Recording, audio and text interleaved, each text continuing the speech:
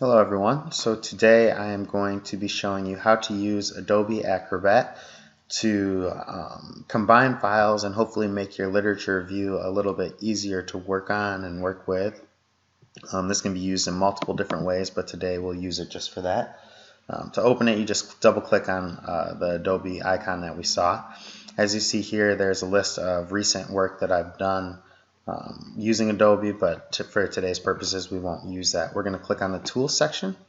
This Tools section brings up different icons that we can use to create and edit our PDF documents that we have.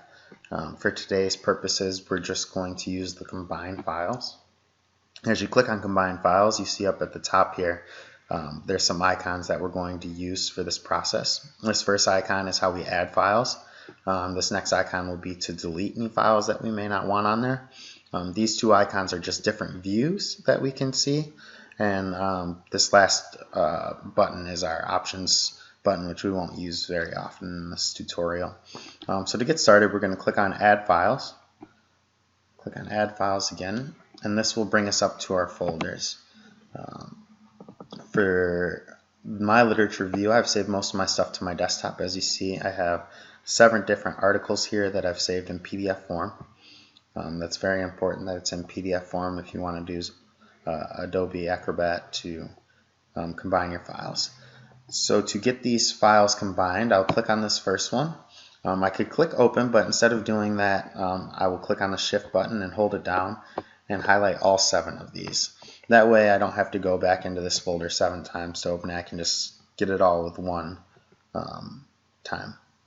So as I click open, you'll see these 7 files come up. Now this is in the thumbnail view, which is a good view.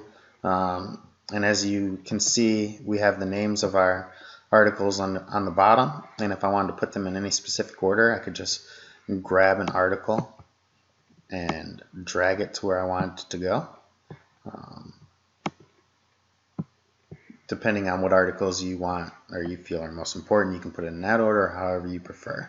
Another option is to click on this list tool, and as you see the names of the articles here, you can drag them in that way, or you can even change it to alphabetical order, not necessarily for this literature review, but for other purposes. If you want to put stuff in alphabetical order, you just click on the name tab, or if you want to put it in order by date, you click on the modified tab and it orders the date that it was done. All these were done on the same day, so it's not really a good tool to show that.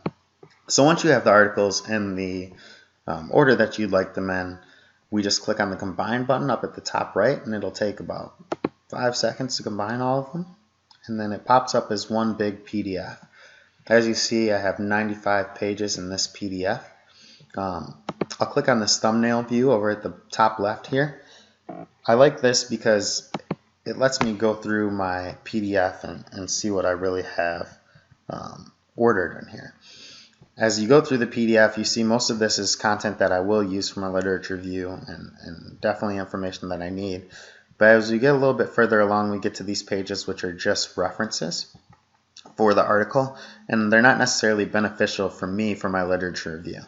So a good thing to do in this case is, as you see, it's on this reference page, which I have shown here. Up at the top right, there's this trash can. If you click the trash can, it'll delete this page. Are you sure you want to delete the page from the document? Yes, we are.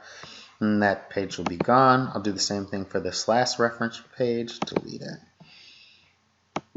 And then that's gone. So now we only have the content that we need for this first article. As you see, it's 19 pages long. It's pretty long, and you can just scroll through.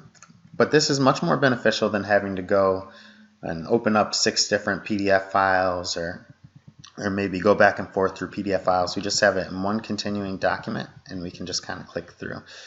Another benefit of these thumbnails, if I wanted to get to a specific journal, I could kind of just scroll through these thumbnails and then click on what journal I wanted to see instead of necessarily having to scroll through all 60 pages without the thumbnails up.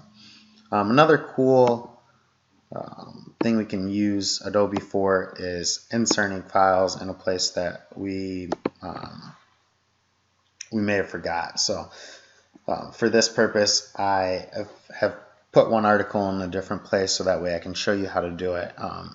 You click on this little tab right here that says Insert Pages. As you click on it, it opens you back up to your folder. For this, we'll go to Education 631, which is our class, and I have an article called Motivating Students to Offer Their Best.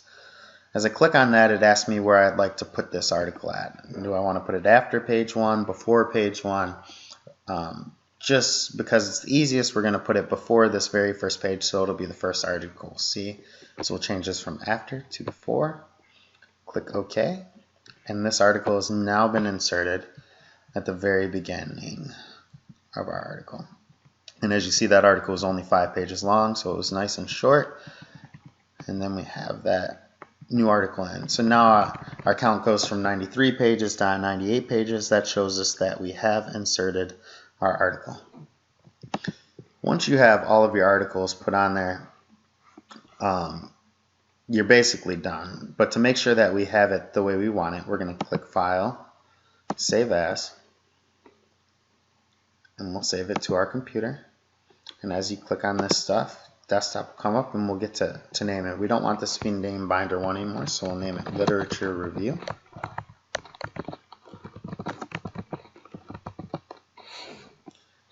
And save it. Now once this is saved, we can X out of it, and as you see, my literature review is now sitting on my desktop.